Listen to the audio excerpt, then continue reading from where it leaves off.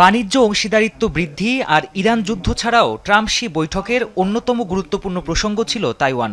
Beijing এ বৈঠকে Taiwan ইস্যুতে যুক্তরাষ্ট্রকে চাপ দেওয়ার বিষয়টি অনেকটা অনুমেয়ই ছিল।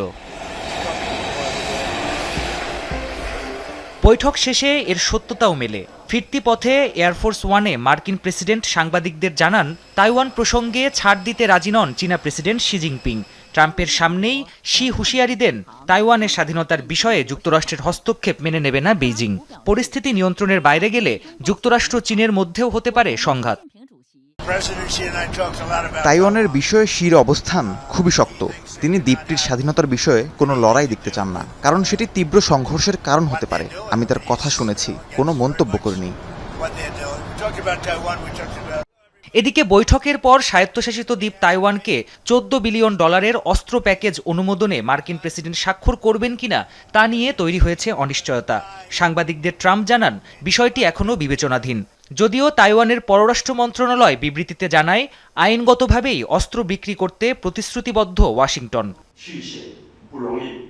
অবশ্য তাইওয়ান ইস্যুতে চীন হুঁশিয়ারি দিলেও যুক্তরাষ্ট্র অবস্থান নরম করেনি বলে মত তাইওয়ান ভিত্তিক বিশ্লেষকদের। তারা বলছেন, আলোচনায় সুবিধা আদায় করতেই এই কৌশল নিয়েছে বেইজিং।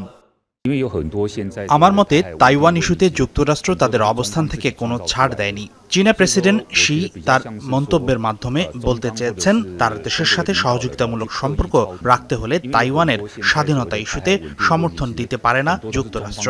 এখন অবধি এর সম্ভাবনা দেখা যায়নি। 2025 সালের জানুয়ারিতে তাইওয়ানকে প্রায় $14 বিলিয়ন অস্ত্র বিক্রি করতে সম্মত হয় যুক্তরাষ্ট্র। তবে গেল কয়েক মাস ধরে মার্কিন প্রেসিডেন্টের স্বাক্ষরের অপেক্ষায় আটকে আছে এর শেষ ধাপের অনুমোদন। অবশ্য দ্রুতই সিদ্ধান্ত জানানোর প্রতিশ্রুতি দিয়েছেন Donald Trump. Pranpratim Kundu, Jamuna news.